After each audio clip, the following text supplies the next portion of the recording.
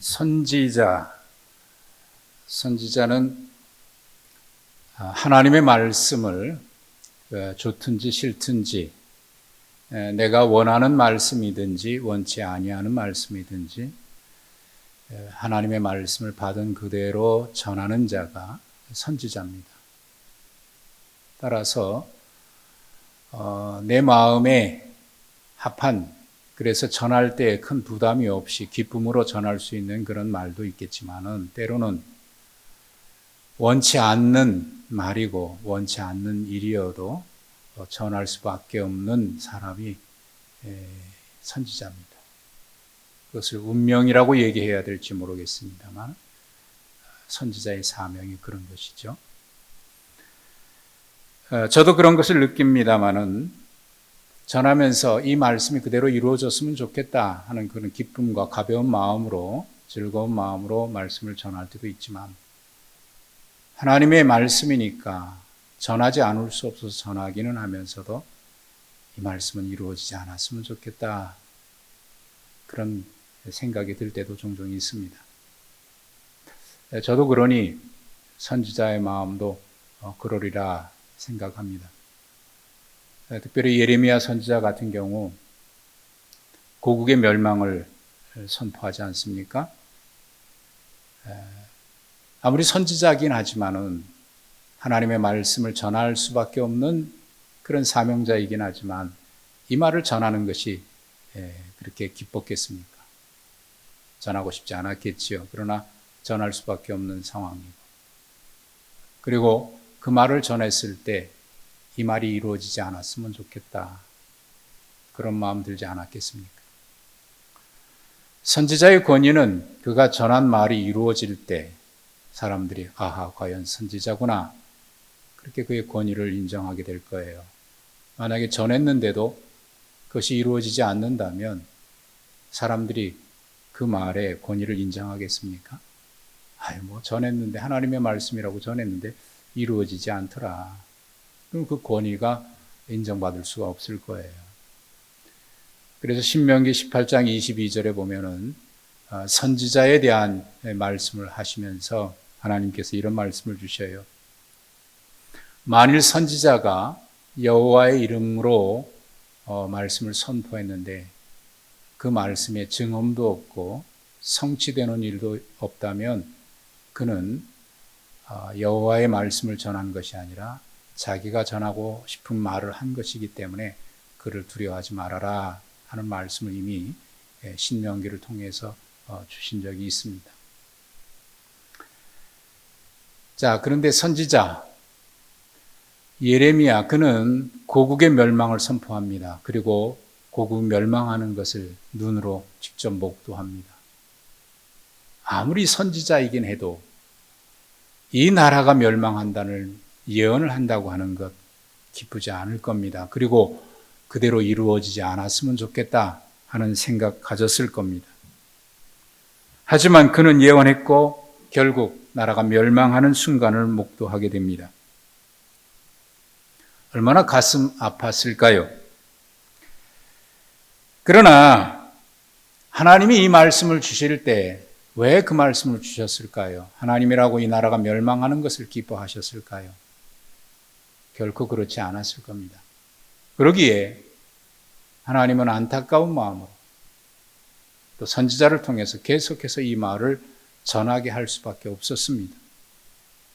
거기에는 그래도 이 백성들이 돌아와서 모든 죄악을 회개하고 다시 내게로 돌아오기만 한다면 그들에게 베푸실 구원을 가지고 계시기 때문에 그 마음으로 전한 이 말씀을 주셨고, 이 말씀을 그대로 전하는 예레미야 선지자도 역시 같은 마음일 겁니다.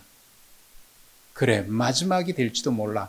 그래서 이 백성들이 회개하고 돌아올 수만 있다면, 원치 않는 말이지만 예레미야 선지자는 그 말을 그런 마음으로 전했습니다. 우리가 이미 보셨습니다만 예레미야 29장에 그래서 하나님께서 예레미야를 통해서 주신 말씀이 그거죠. 너희를 향한 나의 마음은 재앙이 아니다. 너희에게 미래의 희망을 주려는 것이다. 라는 말씀을, 하나님의 그 간절한 마음을 전하면서 이스라엘 백성들을 향해서 이렇게 외쳤습니다. 너희가 내게 부르짖으며 내게 와서 기도하면 내가 너희의 기도를 들을 것이고 너희가 온 마음으로 나를 구하면 나를 찾을 것이고 나를 만날 것이다. 그리고 또 우리가 보셨던 대로 33장 33절에 일을 행하시는 여호와 그 일을 이루시고 성취하시는 여호와께서 말씀하시죠. 너희는 내게 부르짖으라. 그리하면 내가 네가 알지 못하는 크고 은밀한 일을 내게 보이리라. 여기에 하나님 아버지의 그 마음이 담겨져 있지요. 마지막까지 돌아오기를 원하시는 하나님의 마음, 그리고 그 말을 전하는 예레미야 선지자의 마음이 그 말씀에 그대로 담겨져 있습니다. 그러나 이런 하나님의 바람과는 달리 북이스라엘이 멸망하고 난 뒤 약 136년이 지난 뒤에 남유다마저도 멸망하고 맙니다. 그리고 그 멸망의 비참한 순간을 성경은 오늘 본문 1절과 2절에 기록해 두고 있습니다. 유다의 시드기야 왕의 제9년 열째 달에 바벨론의 느부갓네살 왕과 그의 모든 군대가 와서 예루살렘을 에워싸고 치더니 시드기야의 제11년 넷째 달 아홉째 날에 성이 함락되니라. 약 1년 6개월 동안 포위당하고 있다가 마침내 예루살렘마저 무너지고 나라는 그렇게 망하고 맙니다. 뒤에 이어서 바벨론 왕과 고관이 예루살렘 중문에 앉아서 전후 처리를 위한 그 과정을 밟게 되는데 시드기야 왕과 모든 군사 그렇게 기록되어 있습니다만은 아마 왕의 경호를 담당하는 경비대일 것 같습니다. 그들과 함께 왕은 왕의 동산길을 통해서 궁궐을 빠져나갑니다. 예루살렘 성을 빠져나갔고 아라바 광야를 향해서 가는 길에 여리고에서 안타깝게도 붙잡혀서 다시 느부갓네살 왕에게 끌려옵니다. 이제 그 장면이 오늘 본문 6절과 7절에 기록되어 있습니다. 참으로 치욕스러운 날이고 잊을 수 없는 날이고 다윗 왕가의 마지막 왕의 시드기야의 비참한 최후의 모습을 기록했습니다. 차마 그때 일어난 일을 설명할 수 없을 만큼 정말 비참한 그런 일이었기 때문에 저는 설명으로 하지 아니하고 그 내용을 6절과 7절에 있는 말씀을 읽어드리는 것으로 그날 어떤 일이 있었는지를 말씀드리겠습니다. 시드기야의 눈앞에서 그의 아들들을 죽였고 왕이 또 유다의 모든 귀족을 죽였으며 왕이 또 시드기야의 눈을 빼게 하고 바벨론으로 옮기려고 사슬로 결박하였더라. 비참한 왕의 최후입니다. 물론 아직 죽지 않았으니까 최후라고 하기는 그렇습니다만은 시드기야 왕이 눈을 뽑히기 전에 그가 볼 수 있을 때 마지막으로 본 장면이 안타깝게도 두 아들이 처형되는 장면이었습니다. 그 아들들의 처형을 두 눈으로 마지막으로 봅니다. 그리고 난 뒤에 눈이 뽑혀요. 그리고 쇠사슬에 묶인 채로 바벨론으로 끌려갑니다. 바벨론까지 거리가 약 1200km 이상이 된다고 그래요. 그러니까 그 길을 다 이렇게 묶인 채로 끌려갔는지 중간에 낙이라도 태워서 데리고 갔는지는 알 수 없습니다만은 그러나 정말 비참한 모습입니다. 그리고 바벨론으로 끌려가서 감옥에서 살다가 결국 감옥에서 죽고 말아요. 이게 시드기야 왕, 남유다 왕의 마지막 모습입니다. 그가 눈이 있을 때 마지막으로 본 장면이 아들들이 처형당하는 장면이었으니까 평생 감옥에서 그 장면을 잊을 수 있었을까요? 정말 비참한 모습입니다. 그렇게 남유다 다윗 왕가는 무너지고 최후를 맞이하는 것인가? 사실 이 예루살렘이 무너지기까지 시드기야 왕은 예레미야 선지자를 2번이나 찾아가서 나라를 위해서 기도해달라고 하는 부탁을 한 적이 있습니다. 첫 번째 기도 부탁한 것은 21장 2절에 기록이 되어 있는데, 그때 시드기야 왕이 예레미야에게 이런 부탁을 합니다. 너는 우리를 위해서 여호와께 간구하라. 여호와께서 혹시 그의 모든 기적으로 우리를 도와 행하시면 그가 우리를 떠나리라. 하나님께서 기적을 베푸시면 바벨론 군대가 떠날 것이라고 하는 그런 기대를 가지고 예레미야에게 기도 부탁을 합니다. 그러나 그 부탁을 받은 예레미야의 말은 이렇습니다. 바벨론에게 항복하십시오. 그것이 왕의 생명을 건지는 것이고 백성들의 생명도 건지는 것입니다. 두 번째 기도 부탁을 하는 것은 37장 3절에 기록이 되어 있습니다. 그때도 시드기야 왕은 제사장을 보내서 예레미야에게 이렇게 기도 부탁을 합니다. 너는 우리를 위해서 우리 하나님 여호와께 기도해달라. 그렇게 기도 부탁을 합니다. 그 기도 부탁을 받은 예레미야의 대답은 37장 7절 8절에 기록되어 있는데, 예레미야는 이렇게 대답합니다. 너희를 도우려고 나왔던 바로의 군대는 자기 땅 애굽으로 돌아가겠고 갈대아인이 다시 와서 이 성을 쳐서 빼앗아 불사르리라 하는 하나님의 말씀을 전할 뿐입니다. 거기에 애굽의 군대가 다시 돌아가고 떠났던 바벨론 군대가 다시 포위한다고 하는 내용이 담겨져 있습니다. 그 내용은 지난주에 말씀드렸던 대로 남유다가 위기에 처하니까 시드기야 왕과 고관들이 그동안 하나님의 율법을 지키지 않았던 것을 회개하고 동족들을 노예로 삼았던 것을 풀어주지요. 그러나 애굽 군대가 돕기 위해서 원군을 파병하니까 여기에 맞서기 위해서 바벨론 군대가 잠시 예루살렘 포위했던 것을 풀어줍니다. 물러나는 거죠. 아하, 이제 살겠구나 싶은 시드기야 왕과 고관들은 율법을 따라서 풀어줬던 노예들을 다시 잡아옵니다.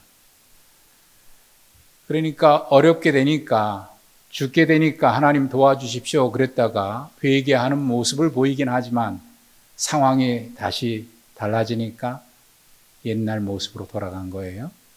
그러니까 참 회개라고 보기가 어렵죠.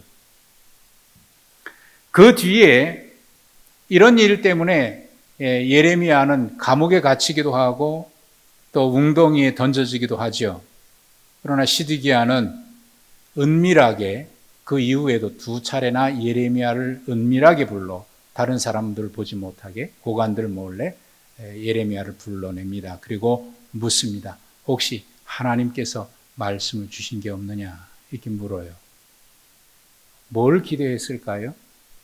혹시라도 마음을 돌리시지 않았을까 하는 기대를 했는지 모르겠습니다.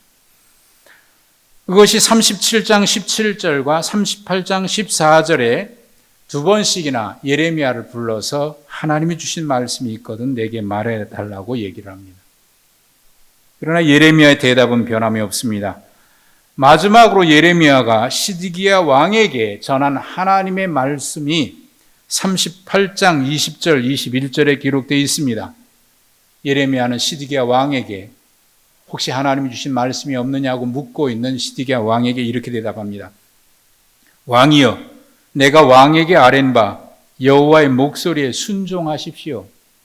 그리하면 왕이 복을 받아 생명을 보존할 것이고, 그러나 만일 항복하지 않으면 여호와께서 내게 보이신 그 말씀대로 될 것입니다.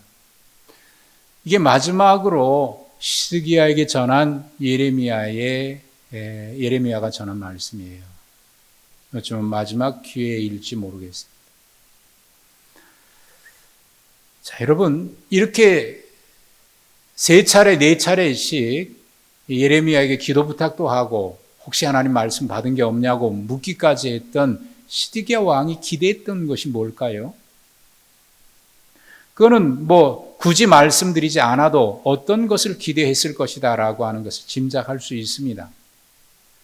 첫 번째, 시드기야 왕이 예레미야 선지자를 찾아가서 기도해달라고 기도 부탁을 할 때 이런 얘기를 했습니다.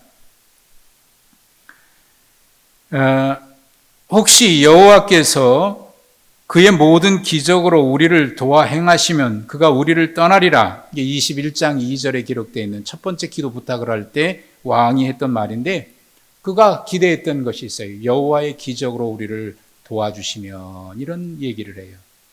뭔가 기적을 기대했던 것이죠.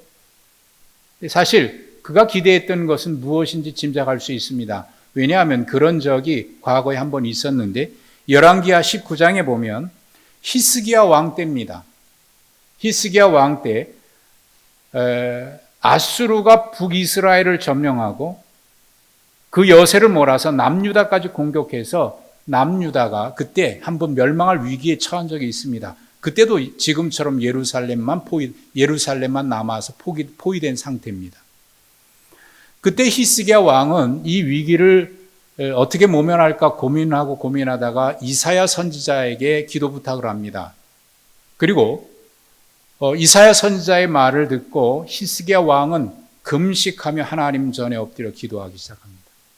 그리고 백성들에게도 금식을 선포하고 백성들도 금식합니다. 그때 그 밤에 하나님께서 예루살렘을 포위하고 있는 아수르 군대 18만 5천 명을 그 밤에 일시에 물리치고 자기들이 혼란에 빠져서 자기들끼리 죽인 분란이 일어나고 결국 18만 5천 명이 죽습니다. 그리고 아수르 군대가 떠나는 기적이 일어났습니다. 말 그대로 기적이죠. 그것을 기대했을 겁니다. 그런 기적을 다시 한번 베풀어 달라. 그런데 그 기적은 일어나지 않고 멸망하고 말죠. 뭐가 다른 거지요? 히스기야 왕도 기도 부탁을 했고 시드기야 왕도 기도 부탁을 합니다. 그런데 다른 것이 있다면 히스기야 왕은 하나님의 말씀을 듣고 금식하고 회개하고 백성들도 금식하고 회개했어요.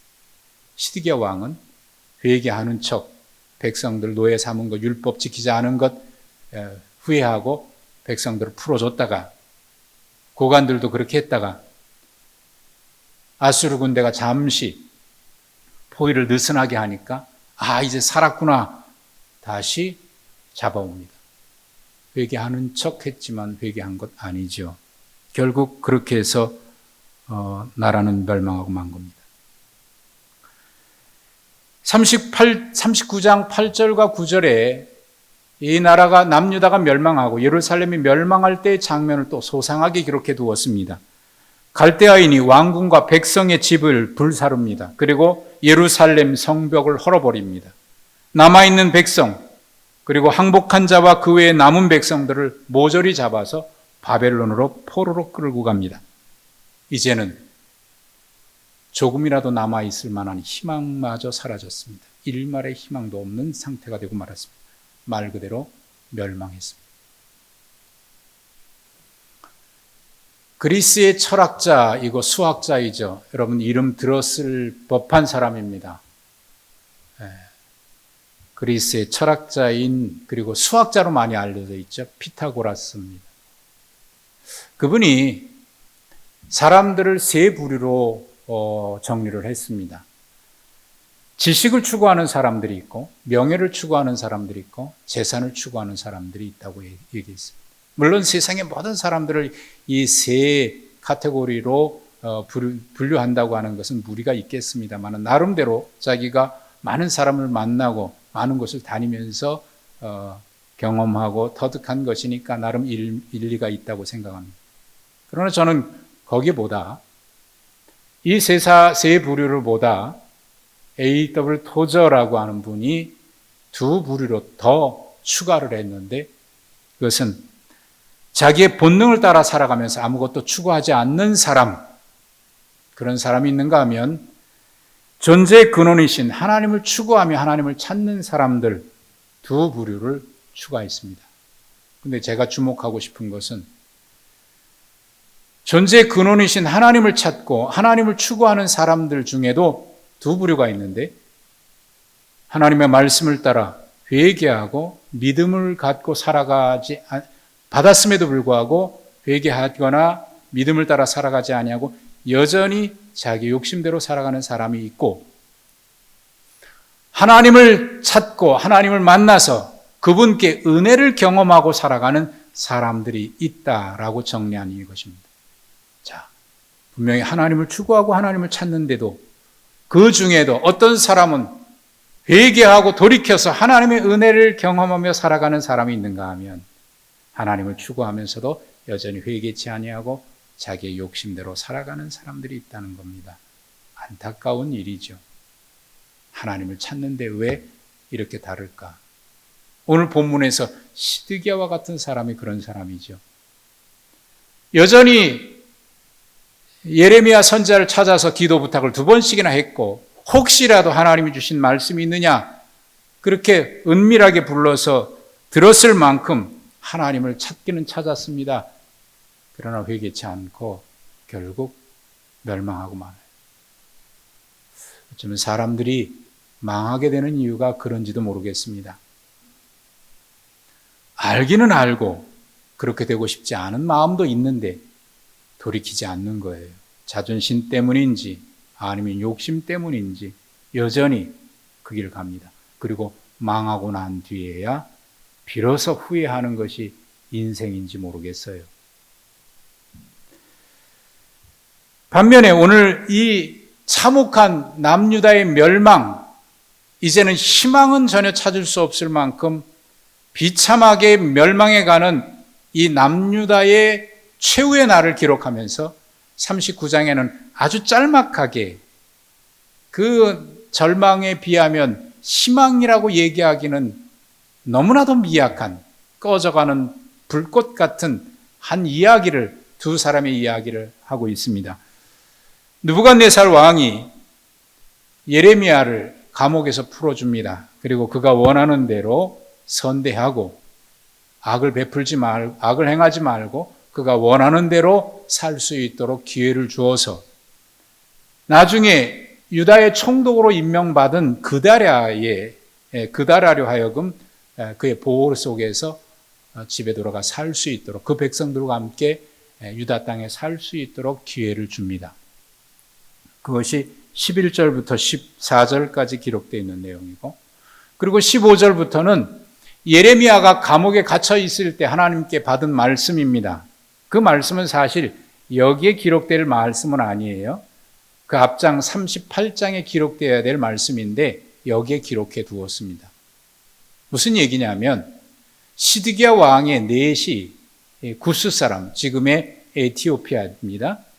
그 넷이가 에벤멜렉인데 고관들이 예레미야를 죽이려고 하니까 왕을 찾아가서 왕이여 이렇게 악행을 하는 것은 안 됩니다. 예레미야를 살려주십시다. 그래서 예레미야 생명을 건지는 일에 목숨을 걸고 주청했던 사람이 넷이 에벤멜렉입니다.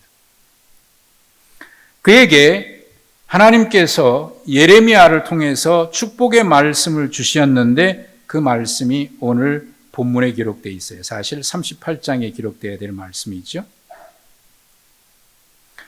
그 중에 16절, 18절, 16절 중간절부터 보면은 이스라엘의 하나님의 말씀에 내가 이 성에 재난을 내리고 복을 내리지 아니하리라 한 나의 말이 그날에 내 눈앞에 이루리라. 여호와의 말씀이니라. 내가 그날에 너를 구원하리니 내가 그 두려워하는 사람들의 손에 넘겨지지 아니하리라. 그렇게 말씀하면서 18절에 다시 한번 내가 반드시 너를 구원할 것이다 라고 하는 말씀을 하십니다. 그 이유에 대해서 왜 그렇게 하셨는지 그 이유에 대해서는 18절 끝부분에 이렇게 말씀하셨습니다. 이는 내가 나를 믿었음이니라. 내가 나를 믿었기 때문이다. 그러니까 이 39장 전체에서 우리에게 주시고자 하는 하나님의 말씀은 바로 이 18절 끝부분입니다. 이는 내가 나를 믿었음이라. 사실 순종과 불순종의 차이는요, 하나님을 신뢰함에 있는 겁니다. 시드기야 왕은 하나님의 말씀을 여러 차례 묻고 또 물었습니다. 그래서 듣고 또 들었습니다. 기도 요청을 하였을 때도 들었고 하나님의 뜻 혹시라도 돌이킨 게 없느냐 은밀히 물었을 때도 들었습니다. 그러나 그뿐입니다. 하나님의 말씀을 알았음에도 순종하지 않습니다. 반면에 예레미야나 에벤멜렉은 하나님의 말씀에 순종합니다. 그들이 순종한다고 해서 이 나라가 운명이 달라지거나 뭔가 달라지지는 않을 겁니다. 그만한 위치에 있지도 않습니다. 그러나 나라가 멸망하고 이 나라가 바벨론의 포로로 끌려간다, 이 얘기 하고 싶었겠어요? 하기 싫었을 겁니다. 그럼에도 선지자가 받은 말씀이니까 전했습니다. 그 이유는 하나님을 신뢰했기 때문인 겁니다. 아벤멜렉도 역시 마찬가지였습니다. 그러니까 순종하느냐 그렇지 않느냐는 사실 하나님의 뜻을 아느냐 모르느냐하고 거기에 달려있질 않아요. 물론 하나님의 뜻을 알아야 우리가 제대로 순종하겠습니다만, 그러나 순종과 불순종은 하나님의 뜻을 아느냐 모르느냐가 아니라 그분 하나님을 신뢰하느냐 그렇지 않느냐에 달려있는 겁니다. 결국 순종과 불순종의 문제는 신뢰의 문제입니다. 하나님을 신뢰하느냐 그렇지 않느냐가 순종과 불순종을 나누는 겁니다. 아브라함의 순종, 최고의 순종하면 그의 아들, 100세 얻은 그의 아들 이삭을 하나님께 바치는 장면일 겁니다. 정말 어려울 거죠. 누구라도 이렇게 하라고 하면 하기 어려울 겁니다. 그런데 그가 그렇게 할 수 있었던 것은 하루아침에 결심으로 된 것 아닙니다. 그동안 하나님과 함께 지내오 보니까, 하나님과 함께 살아와 보니까 하나님의 말씀은 어떤 말씀이어도 순종할 수 있다고 하는 하나님에 대한 신뢰가 있었기 때문에 하나님을 신뢰한 것입니다. 순종한 것입니다. 다윗, 그는 분명 자기를 죽이려고 하는 사울을 죽이고 자기가 왕이 될 수 있는 기회가 여러 번 있었습니다. 그럼에도 불구하고 그렇게 하지 않습니다. 그 이유는 지금까지 하나님과 함께 살아와 보니까 하나님은 어떤 상황에서도 선을 이루신다고 하는 하나님을 신뢰했기 때문에 가능한 것입니다. 그래서 결코 내가 앞서거나 내가 행하지 않습니다. 순종은 하나님을 신뢰할 때 이루어집니다. 그러고 보면 순종이라고 하는 이 말은 가볍지가 않습니다. 성경에서 말하는 순종은 사실 100% 순종일 때 순종이라고 말할 수 있기 때문에 그렇습니다. 하나님을 신뢰하는 자가 순종하는 것입니다. 본문은 나라가 멸망하고 모든 희망이 꺼져버린 절망의 상황을 너무나 처절하게 기록을 해내고 있습니다. 상세하게 기록해내고 있습니다. 반면에 하나님을 신뢰하는 예레미야나 에벤멜렉에게 주어진 구원의 약속은 말씀드린 대로 꺼져가는 불꽃보다도 약해 보입니다.